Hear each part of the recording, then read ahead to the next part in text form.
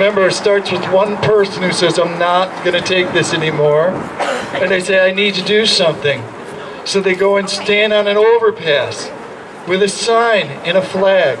All of a sudden, somebody joins them.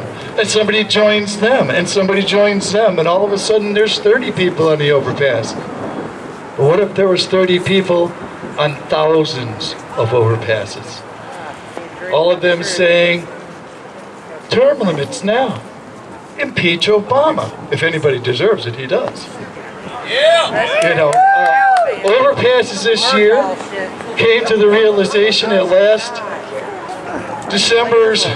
November's election was just another Hooskow fraud on the American people. Oh my God, really? We sent the Senate into the Republican hands. We reinforced the House. And what do? They vote with the Democrats. They voted for amnesty that a judge said is unconstitutional. How can you vote for something you know already is unconstitutional? Makes zero sense. These people live in a bubble.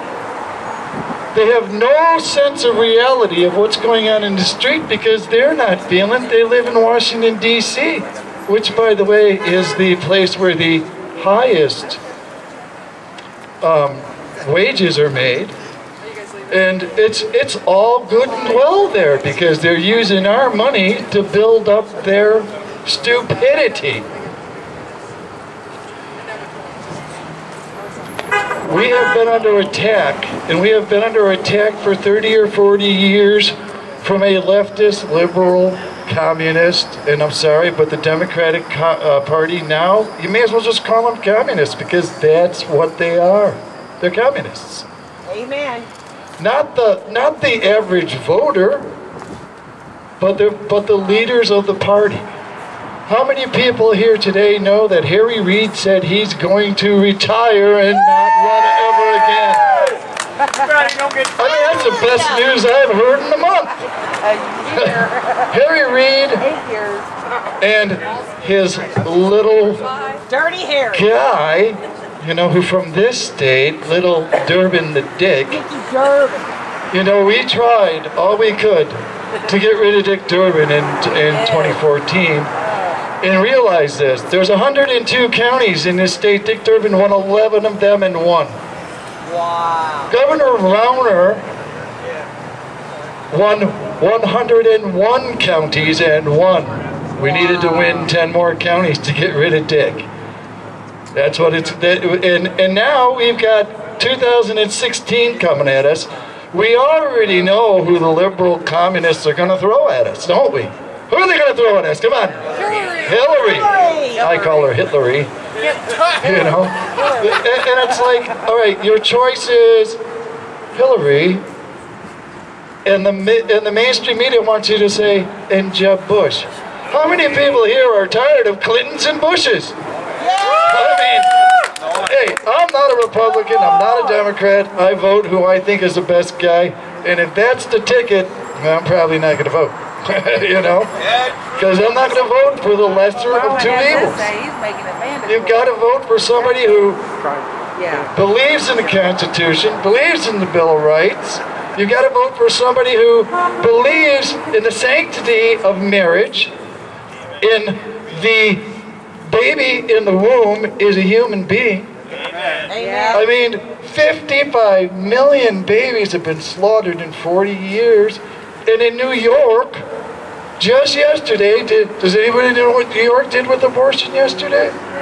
Yeah. They said you can put poison in a baby in utero's heart to kill him.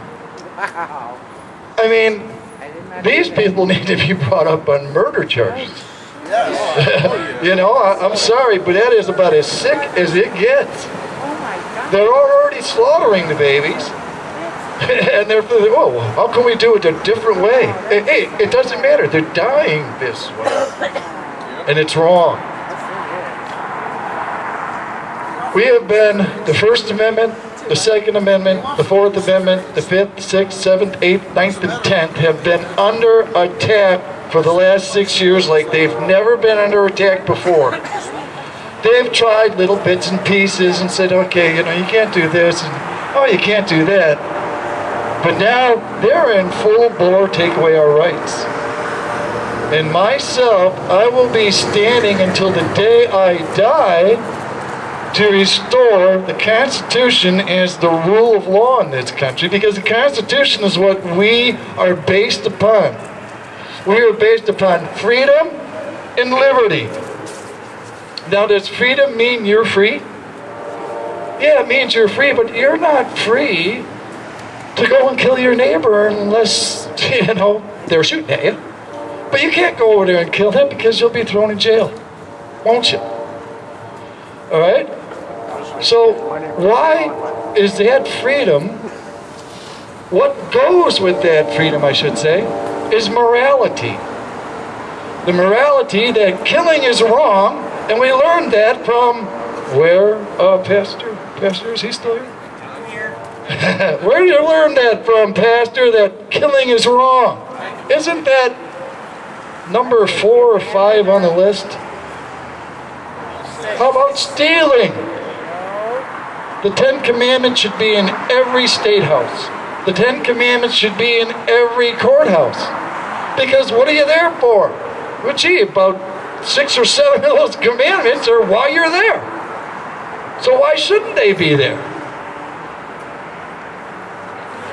This country is headed in the wrong direction. We all know it. Obama asked one. And the only thing we can do is stand up and say we are not going to take it. Stand up and try and awaken the sleeping giant, because the sleeping giant is asleep. And we are trying desperately, all these groups, 2 million bikers, Oath Keepers, Overpasses for America, gun rights for across America. According to the government, we're all domestic terrorists because we love our country, we love our flag, we love our Constitution, and we want them to follow it. I don't see what the problem is. I think that the people who want to take away our rights, want to desecrate our flag, want to rip up our Constitution, those are the people who are the extremists. They have gotten into our schools, elementary, high school, college, university. They're all, a good portion of them are being taught by people who don't believe in America, who don't believe in the Constitution. We spent 5 days down on the mall last spring talking to kids and handing out constitutions. They had never heard that they had rights. They didn't know they had rights. Think about that. A 15-year-old kid goes, well, what rights? Well, you've got rights. I do. Yes, you do. They had no clue. They're not being taught it in school. So they don't know. And they were like sponges because they were hearing something they'd never heard before, and they thought, wow, that's pretty cool. And we sat there and told them. I was talking to a group from Pittsburgh, Kansas. They had about 20 kids. And I said, listen, will you do me a favor? And they said, sure. I said, when you go home, I want you to spread a message for me. And they said, what? It's freedom and liberty. That's what this country is based upon. It's based upon freedom and liberty. Will you take that message home? And they said they would. And we did that for 5 days with groups of kids from all over the country, even people outside the country. And we tried to bring the message of freedom and liberty. And I hope they listen, because the kids are the ones we're standing for. But as you can see by looking around, they're going to have to save themselves, because this generation has not found it in their hearts to come and save the country. And they really need to stand and do it. Now tomorrow, this is event number 1 of 18 across the state of Illinois for Overpasses for America. Tomorrow we have 16 events going. We have 4 or 5 in the Chicago area, Peoria, Moline, Kankakee, Champaign, West City, Effingham, Fairview Heights, and Springfield. Now tomorrow,